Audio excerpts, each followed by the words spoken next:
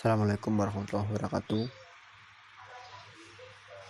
Mari kita buka perkuliahan pada siang hari ini dengan bacaan Bismillah. Semoga kita manfaatkan dari pembelajaran ini dan dilancarkan semua urusan kita. Bismillahirrahmanirrahim. Oke, kami dari kelompok 4 yang beranggotakan Fala Azmi Caksono, Indar Miftahatul Hasanah, Hadat Hasanul Fatah, dan saya sendiri Memawardi akan menyampaikan sedikit materi mengenai neurolevel Andrew Newberg dan Eugene G. D'Aquili serta teori kognitifnya. Biografi Andrew Newberg. Andrew Newberg adalah ahli saraf Amerika yang merupakan profesor di Departemen Kedokteran Integratif dan Ilmu Gizi dan direktur penelitian di Institut Kesehatan Integratif Marcus di Rumah Sakit Universitas Thomas Jefferson. Sebelumnya adalah profesor tambahan studi agama dan dosen dalam program psikologi dasar biologis dari perilaku di University of Pennsylvania. Dia telah menjadi peneliti terkemuka di bidang pencitraan otak medis nuklir dan neuroteologi. Secara khusus, penelitiannya difokuskan pada pengembangan pelacak neurotransmitter untuk evaluasi religiositas serta gangguan neurologis dan psikiatri, termasuk depresi klinis, cedera kepala, penyakit Alzheimer, dan penyakit Parkinson. Bukunya Principles of Neurotheology tahun 2010 memberikan pemahaman dasar tentang penelitian yang dilakukan sejauh ini tentang neuroteologi. Newberg lulus dari Haverford College pada tahun 1988 dengan gelar di bidang kimia dan kemudian menerima gelar kedokterannya pada tahun 1993 dari University of Pennsylvania. Dia kemudian menyelesaikan pelatihan pascasarjana di bidang penyakit dalam dengan residensi di Rumah Sakit Pascasarjana dari tahun 1993 hingga 1996 dan kemudian melakukan beasiswa di bidang kedokteran nuklir di Departemen Radiologi Universitas Pennsylvania dari tahun 1996 hingga 1998. Dia disertifikasi di bidang penyakit dalam oleh orang Amerika, Board of Internal Medicine pada 1997 dan disertifikasi dalam nuclear medicine oleh American Board of Nuclear Medicine pada tahun 1998. Karena pekerjaannya di persimpangan antara agama dan otak, dia menjadi asisten profesor di Departemen Studi Agama di Universitas Pennsylvania dari tahun 2005 hingga 2010. Dia juga menjabat sebagai Direktur Pusat Spiritualitas dan Pikiran. Newberg juga mengajar kursus neuroimaging di Biological Basis of Behavior Program. Neurological level memiliki beberapa level. Ia mengacu pada sistem proses berpikir kita dan terjadi pada berbagai tingkatan level. Sistem kerja setiap tingkat tidak berdiri sendiri. Sistem itu saling mempengaruhi, di mana level yang lebih tinggi selalu mempengaruhi level-level di bawahnya. Begitu juga level-level di bawahnya pun dapat mempengaruhi level-level di atasnya. Untuk mempermudah pemahaman, berikut contoh tentang perilaku dan sikap kita. Perilaku dan sikap diri kita dipengaruhi oleh level-level keterampilan dan kapabilitas, nilai-nilai, dan keyakinan. Identitas yang berkaitan erat dengan misi hidup kita dan peran yang kita jalankan, serta tujuan-tujuan dan visi-visi yang menuntun hidup kita selama ini. Perlunya penyelarasan diri dan pikiran kita agar hidup lebih sempurna. Pada level pertama, yaitu level paling bawah, yaitu lingkungan. kapan dan di mana kita beraktivitas sehari-hari akan menciptakan berbagai sumber daya yang dapat kita manfaatkan untuk mencapai tujuan kita. Lingkungan, termasuk orang lain, tak dapat diubah oleh siapapun. Dengan mental positif, kita dapat memilih perilaku dan sikap yang sesuai dengan waktu dan tempat di mana kita beraktivitas saat itu. Tentunya memilih lingkungan yang positif, konstruktif pula untuk hidup kita. Di level yang kedua, level di atas lingkungan adalah perilaku. Apa yang kita lakukan pada suatu waktu, pada tempat tertentu. Apakah kita akan konsisten bekerja jika ada orang yang mengganggu kita? Apakah kita sudah berperilaku dengan tepat? Kemudian level ketiga, itu terkadang meskipun kita telah berusaha keras menghasilkan yang terbaik untuk diri dan pekerjaan, bisa saja kita berperilaku tidak efektif, sehingga hasil kerja yang diperoleh masih belum maksimal. Kenapa bisa terjadi? Hal ini disebabkan oleh level di atas perilaku, yakni keterampilan dan kapabilitas yang kita miliki. Pertanyaannya, bagaimana? Apakah kita menguasai cara dan keterampilan untuk melakukannya? Apakah kita memiliki kapabilitas untuk melakukannya? Tahukah Anda bahwa banyak kasus di mana orang-orang bersikap apatis dan pasif ternyata disebabkan karena mereka tidak tahu how-nya. Menyuruh orang mengubah sikap dan perilakunya haruslah dipastikan terlebih dahulu bahwa caranya juga sudah diberitahukan. Bila seseorang bermental positif, kemudian kemungkinan baginya untuk menguasai keterampilan baru dan mengembangkan kapabilitas lebih besar sangatlah mudah karena ia terbuka, open-minded, dan siap beradaptasi menghadapi perubahan. Level selanjutnya adalah level 4, yakni level nilai atau keyakinan, merupakan level penting pada neurological levels kita. Jika seseorang meyakini apa yang kita lakukan itu baik dan akan memberikan hasil yang diharapkannya, ia akan termotivasi. Begitu pula sebaliknya, jika disodorkan hal-hal yang tidak sesuai dengan nilai-nilainya, orang akan menolak dan menemukan alasan untuk pasif. Nilai dan keyakinan mendorong kita untuk mempelajari hal-hal yang belum kita pahami atau melatih diri untuk menguasai keterampilan tertentu. Perilaku kita sebagai pelajar adalah perilaku efektif karena kita mengejar tujuan sesuai harapan kita. Selain itu, nilai dan keyakinan memberi warna dan bentuk kepada identitas kita. Level yang selanjutnya ialah level 5, yaitu identitas. Identitas dalam hal ini adalah untuk menjawab pertanyaan siapa diri kita, sense of self, ketika mengusung misi-misi dan melakoni peran-peran kita. Dan level yang terakhir adalah tujuan. Tujuan akhir yang dapat kita lihat, dengar, dan rasakan berada pada level tertinggi dari proses berpikir. Tujuan baik yang spiritual maupun ego adalah penuntun perilaku kita. Pertanyaan-pertanyaan berkesinambungan, apalagi, untuk siapa lagi, akan memandu kita untuk terus-menerus memperbarui goal-goal kita, dan dengan demikian memutar atau mengendalikan roda nasib kita sendiri. Membangun mental positif pada dasarnya adalah keputusan dan tanggung jawab setiap orang. Berikut langkah-langkah mudah untuk membentuk dan memiliki mental positif pada diri kita masing-masing dengan memanfaatkan neurological level pikiran kita. Yang pertama, tentukan tujuan utama yang ingin kita capai dalam hidup ini. Dan yang kedua, bagi tujuan utama ini menjadi tujuan jangka pendek atau goal outcome yang ukurannya dapat Anda kendalikan. Yang ketiga, beraksilah, action.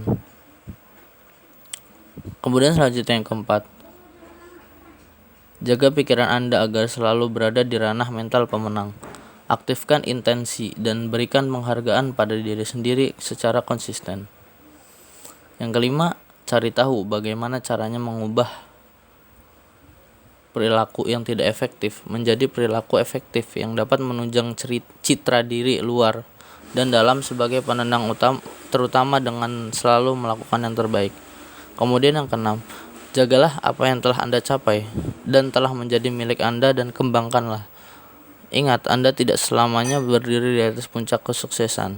Persiapkan diri untuk turun ke lembah sewaktu-waktu dan usahakan untuk kembali melontarkan diri ke puncak yang lebih tinggi. Dan yang terakhir ialah tinggikan ekspektasi dan antisipasi hal yang terburuk yang mungkin terjadi pada diri Anda. Selalu siap menerima karunia ataupun menghadapi malapetaka sementara. Secara singkat, neurological levels atau sering juga disebut dengan logical level adalah tingkatan-tingkatan logis dari proses pikiran dan tingkatan neurologis yang sangat bermanfaat untuk membantu perubahan dari keadaan sekarang menuju keadaan yang diinginkan. Berikut ini adalah tingkatan-tingkatan dari neurological levels sebagai berikut. Pertama, spiritual. Kedua, identity. Tiga, value dan belief. 4, capability. 5, behavior. 6, environment. Spiritual merupakan gambaran besar dari misi dan tujuan hidup seseorang. Misi hidup akan menentukan arah hidup seseorang yang membedakan manusia yang satu dengan yang lain. Untuk mengetahui level ini, Anda tanyakan, untuk apa saya hidup di dunia ini? Kalau meninggal nanti, saya ingin dikenal sebagai apa? Untuk siapa semua yang saya kerjakan ini? Identity menjelaskan tentang siapa diri kita. Coba gambarkan diri Anda dengan sebuah kalimat. Siapa diri Anda? Kebanyakan orang akan mengalami kesulitan untuk mendeskripsikan siapa dirinya. Namun intinya adalah orang yang dapat mendeskripsikan dirinya secara positif akan lebih bermanfaat daripada orang yang tidak dapat mendeskripsikan identitas dirinya, apalagi deskripsi identitas yang negatif. Untuk membantu mencari tahu identiti, tanyakan menurut Anda siapa diri Anda, bagaimana Anda menjelaskan tentang diri Anda, bagaimana orang lain menjelaskan mengenai diri Anda. Mungkin ada ingin dengan film Jackie Chan Wo Am I, siapa? Value adalah apa yang penting dalam diri seseorang. Apa yang penting bagi seseorang belum tentu memiliki arti penting yang sama bagi orang lain. Contoh value dalam diri seseorang: keluarga, agama, finansial, persahabatan, kesetiaan, kesehatan, dan sebagainya. Apa urutan pertama dalam diri seseorang akan menentukan fokus terbesar dalam dirinya. Selain itu, value juga merupakan motivator penting dalam hidup seseorang. Sebagai contoh, apabila value yang pertama dalam hidup seseorang adalah keluarga, maka keluarga merupakan motivator penting dalam hidupnya. Apapun yang akan dilakukannya pasti ditunjukkan untuk kebahagiaan dan kebaikan keluarganya, karena keluarga merupakan sumber motivasinya yang utama, yang juga adalah value utama dalam hidupnya. Sedangkan belief adalah apa yang diyakini oleh seseorang. Yang terpenting dari belief bukan mengenai benar atau salah, namun empowering atau disempowering. Belief yang empowering, memberdayakan, adalah keyakinan yang menambah kekuatan atau kemampuan dalam diri seseorang, sedangkan disempowering adalah belief yang tidak memberdayakan dalam diri seseorang. Berikut ini adalah beberapa contoh empowering belief. Allah bisa karena biasa. Banyak jalan menuju Roma. Sedikit-sedikit lama-lama jadi bukit. Sesulit apapun, pasti ada jalan keluarnya. Tidak ada yang namanya gagal. Yang ada hanyalah umpan balik, dan sebagainya. Sedangkan contoh dari disempowering belief adalah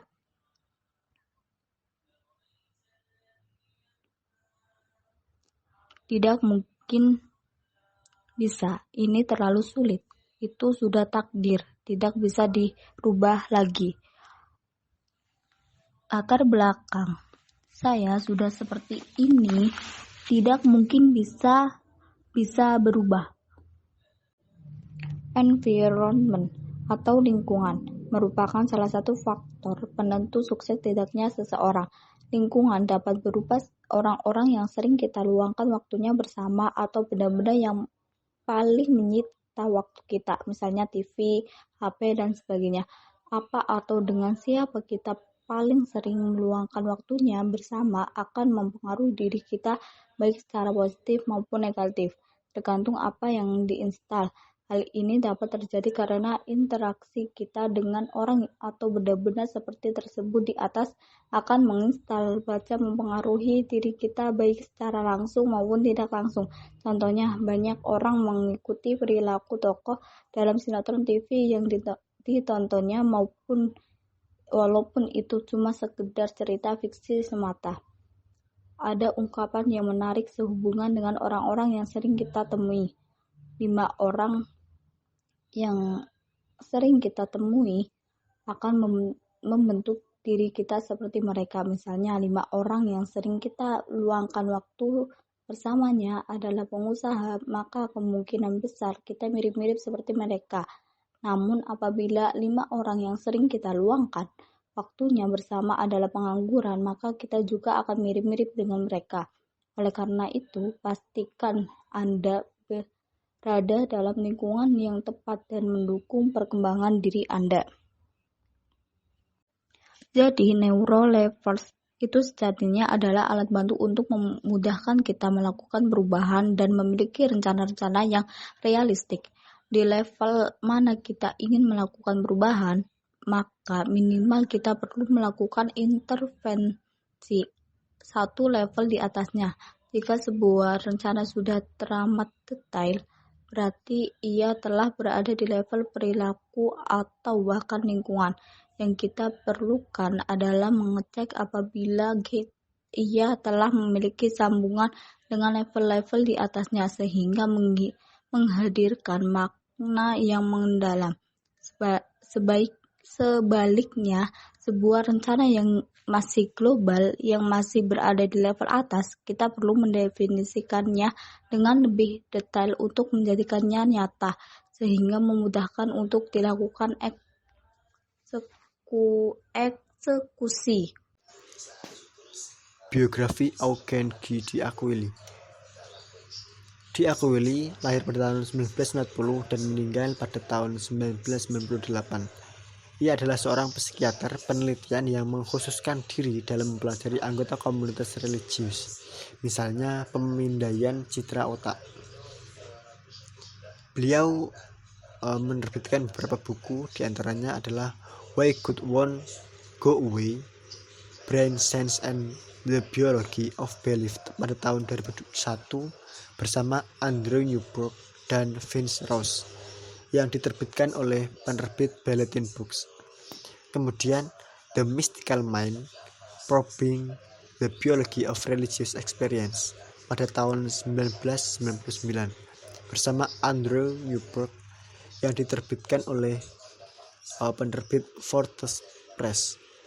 Kemudian Otak, Simbol, dan Pengalaman menuju Neurofenomenologi Kesadaran Manusia pada tahun 1990 bersama Carlos de Lauchlin dan John McManus, yang diterbitkan oleh Perpustakaan Sains Baru.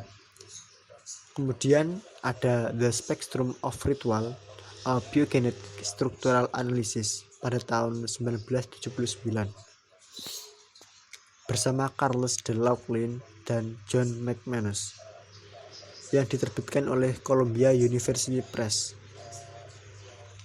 Kemudian ada juga Strukturalisme Biogenetik pada tahun 1974 dengan Carlos de Lauchlin juga, yang diterbitkan oleh Columbia University Press. Kemudian yang terakhir ada Penentu Biopsikologis Budaya pada tahun 1972 oleh Edison Wesley. COG atau kognitif pembahasan pada teori-teori pengkondisian atau behaviorisme yang berjaya di bidang ilmu pembelajaran selama paruh pertama abad ke-20, mulai akhir tahun 1950-an dan awal 1960-an. Teori-teori ini dipertanyakan di banyak bidang. Pengaruh teori-teori tersebut menurun pada saat ini, dan saat ini perspektif teoritis yang lebih mengemuka adalah perspektif yang bersifat kognitif. Salah satu tantangan besar terhadap behaviorisme berasal dari studi-studi pembelajaran observasional yang dilakukan oleh Albert Bandura dan rekan-rekannya. Teman paling penting dari penelitian ini adalah bahwa orang dapat mempelajari tindakan-tindakan baru hanya dengan mengamati orang lain melakukannya. Si pengamat tidak harus melakukan tindakan-tindakan tersebut pada saat dia mempelajarinya. Penguatan tindak diperlakukan supaya pembelajaran dapat terjadi. Temuan-temuan ini membantah asumsi sentral dari teori-teori pengkondisian. Teori kognitif sosial, teori yang menunjukkan gagasan bahwa sebagian besar pembelajaran manusia terjadi dalam sebuah lingkungan sosial. Dengan mengamati orang lain, manusia memperoleh pengetahuan, aturan-aturan, keterampilan, strategi-strategi, keyakinan-keyakinan, dan sikap-sikap. Dalam pembelajaran di MI kognitif sosial penting diterapkan mengingat anak-anak teori kognitif sosial merupakan penamaan baru dari teori belajar sosial yang dikembangkan oleh Albert Bandura. Albert Bandura lahir di Kanada pada tahun 1925. Penamaan baru dari nama teori kognitif sosial ini dilakukan pada tahun 1970-an dan 1980-an. Ide pokok dari pemikiran Bandura juga merupakan pengembangan dari ide Miller dan Dollard tentang belajar meniru. Pada beberapa publikasinya, Bandura telah mengelaborasi proses belajar sosial dengan faktor-faktor kognitif dan behavioral yang mempengaruhi seseorang dalam proses belajar sosial. Teori kognitif sosial adalah teori yang menonjolkan gagasan bahwa sebagian besar pembelajaran manusia terjadi dalam lingkungan sosial. Dengan mengamati orang-orang lain, manusia memperoleh pengetahuan, aturan-aturan, keterampilan-keterampilan, strategi-strategi, keyakinan-keyakinan, dan sikap. Individu-individu juga melihat model-model atau contoh-contoh untuk mempelajari kegunaan dan kesesuaian perilaku-perilaku yang dimodelkan. Kemudian, mereka bertindak sesuai dengan keyakinan tentang kemampuan mereka dan hasil yang diharapkan dari tindakan mereka. Bandura mengembangkan teori untuk membahas cara-cara orang memiliki kendali atau peristiwa dalam hidup mereka melalui pengaturan diri atas pikiran-pikiran dan tindakan mereka. Proses dasarnya meliputi menentukan tujuan, menilai kemungkinan hasil dari tindakan-tindakan, mengevaluasi kemajuan, pencapaian tujuan, dan pengaturan diri atas pikiran, emosi, dan tindakan. Bandura menjelaskan bahwa karakteristik khas lainnya dari teori kognitif sosial adalah peran utama yang diberikannya pada fungsi-fungsi pengaturan diri. Orang berperilaku bukan sekedar untuk menyesuaikan diri dengan kecenderungan lain.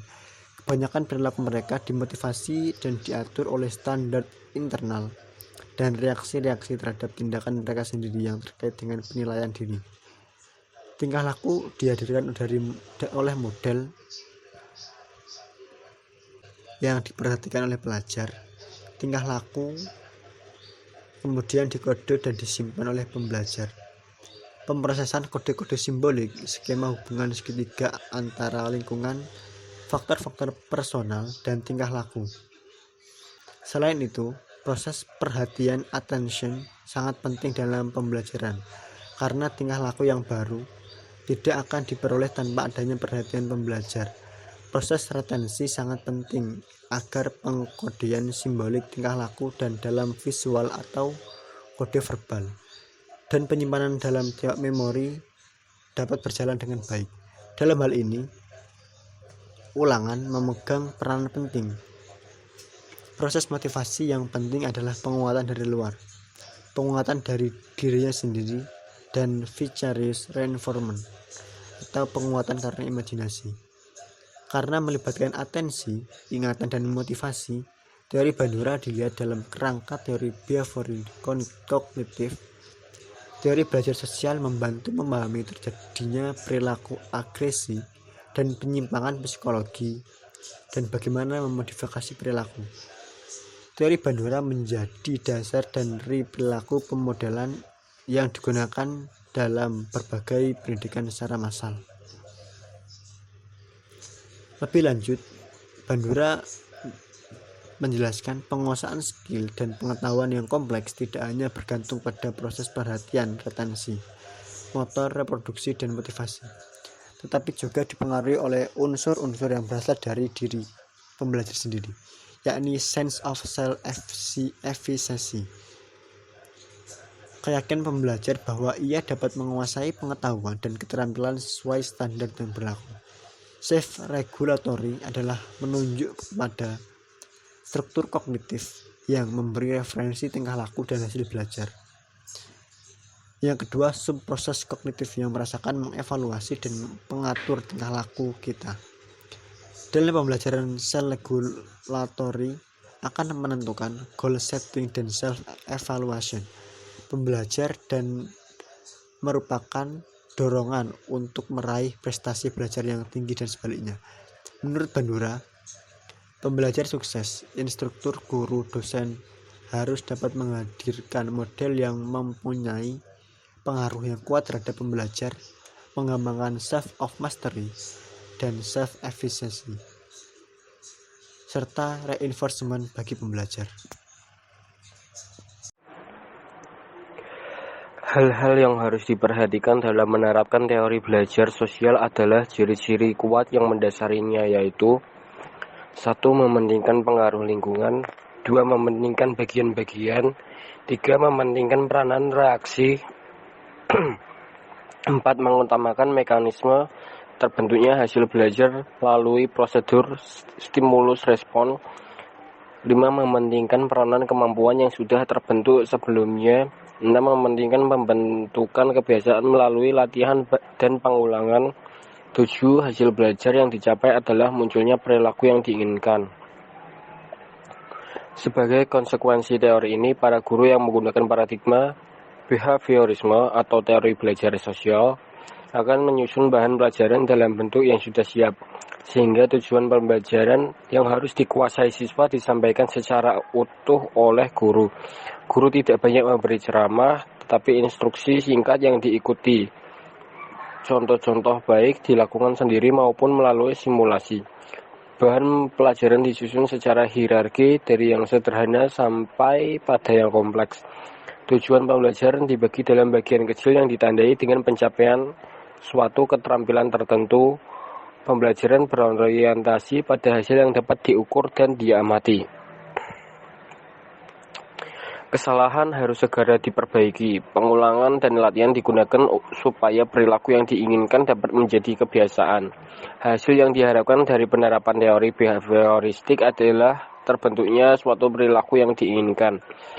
Perilaku yang diinginkan mendapat penguatan positif dan perilaku yang kurang sesuai mendapat penghargaan negatif. Evaluasi atau penilaian didasari atas perilaku yang tampak. Kritik terhadap behavioristik adalah pembelajaran siswa yang berpusat pada guru, bersifat mekanistik, dan hanya berorientasi pada hasil yang dapat diamati dan diukur. Kritik ini sangat tidak berdasar karena penggunaan teori behavioristik mempunyai persyaratan tertentu sesuai dengan ciri yang dimunculkannya. Tidak setiap mata pelajaran bisa memakai metode ini, sehingga kejelian dan kepekaan guru pada situasi dan kondisi belajar sangat penting untuk menerapkan kondisi behavioristik. Metode behavioristik ini sangat cocok untuk memperoleh kemampuan yang membutuhkan praktek dan pembiasaan yang mengandung unsur-unsur seperti kecepatan, spontanitas, kelenturan, refleks, dan daya tahan sebagainya. Contohnya, percakapan bahasa asing, mengetik, menari, menggunakan komputer, berenang, olahraga, dan sebagainya. juga cocok diterapkan untuk melatih anak-anak yang masih membutuhkan dominansi peran orang dewasa, suka mengulangi dan harus dibiasakan, suka meniru dan senang dengan bentuk-bentuk penghargaan langsung seperti diberi permen atau pujian. Penerapan teori behavioristik yang salah dalam suatu situasi pembelajaran juga mengakibatkan terjadinya proses pembelajaran yang sangat tidak menyenangkan bagi siswa, yaitu guru sebagai sentral, bersikap otoriter, komunikasi berlangsung satu arah, guru melatih dan menentukan apa yang harus dipelajari murid, murid dipandang pasif, perlu motivasi dari luar yang sangat dipengaruhi oleh penguatan yang diberikan guru atau murid. Murid hanya mendengarkan dengan tertib penjelasan guru dan menghafalkan apa yang didengar dan dipandang sebagai cara belajar yang efektif. Penggunaan hukum yang sangat dihindari oleh para tokoh behavioristik justru dianggap metode paling efektif untuk menertibkan siswa.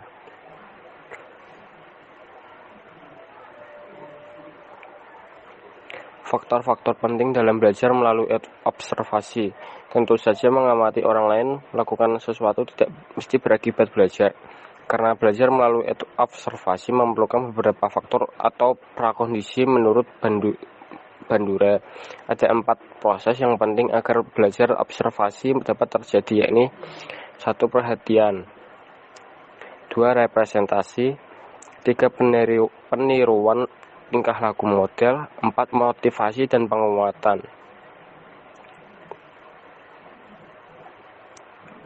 Orang yang menguasai 3 tingkah laku tertentu, tetapi kalau motivasi untuk itu tidak ada, tidak bakal terjadi proses daripada tingkah laku yang dihukum.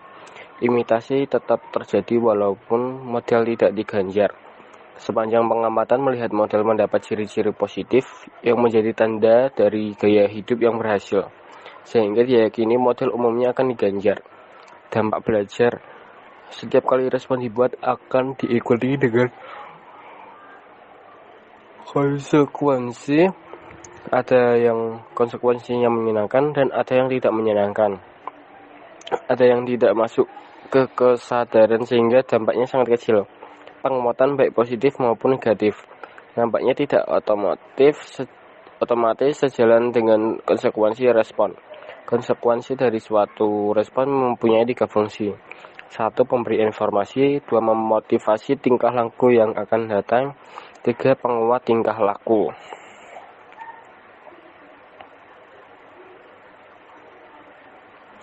Teori kognitif sosial adalah teori yang menonjolkan gagasan bahwa sebagian besar pembelajaran manusia terjadi dalam sebuah lingkungan sosial dan mengamati orang lain. Manusia memperoleh pengetahuan, aturan-aturan, keterampilan, strategi, keyakinan, dan sikap-sikap. Individu juga melihat model-model atau contoh-contoh untuk mempelajari kegunaan dan kesesuaian perilaku-perilaku. Akibat dari perilaku yang dimodelkan, kemudian mereka bertindak sesuai dengan keyakinan tentang kemampuan mereka dan hasil yang diharapkan dari tindakan mereka. Teori ini dikembangkan oleh Albert Bandura, seorang psikolog pendidikan dari Stanford University, USA. Teori belajar ini dikembangkan untuk menjelaskan bagaimana orang belajar dalam setting yang dialami atau lingkungan sebenarnya. Bandura menghipotesiskan bahwa tingkah laku, lingkungan, dan kejadian-kejadian internal pada pembelajaran yang mempengaruhi persepsi dan aksi adalah merupakan hubungan yang saling berpengaruh atau interlocking. Harapan dan nilai yang mempengaruhi tingkah laku. Tingkah laku sering dievaluasi bebas dari umpan balik lingkungan sehingga membuat kesan-kesan personal. Tingkah laku mengaktifkan kontingensi lingkungan. Karakteristik fisik seperti ukuran jenis kelamin, dan atribut sosial menumbuhkan reaksi lingkungan yang berbeda.